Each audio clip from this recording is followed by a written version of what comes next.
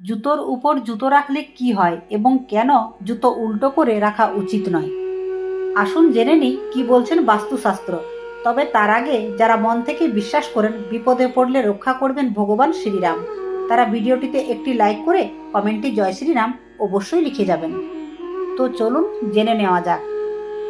অনেক সময় জুতো বা চপ্পল খুলতে গিয়ে অজান্তে একটি জুতো অথবা আরেকটি জুতোর উপর উঠে যায়, অথবা জুতো উল্টো হয়ে যায়।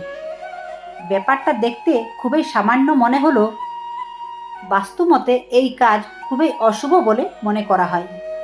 এমনটা বিশ্বাস করা হয় উল্টো জুতোর মতো বাড়ির সদস্যদের ভাগ্য উল্টে যায়, ফলে যে কোনো শুভ কাজে বাধা পড়ে যায়।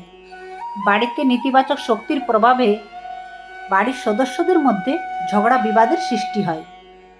এমনকি এটাও বিশ্বাস করা হয় উল্টো জুতোর দিকে তাকালে সেই ব্যক্তির দিনও খারাপ যায়। তাই উল্টো জুতো দেখতে পেলে অবিলম্বে সোজা করে দেওয়া উচিত।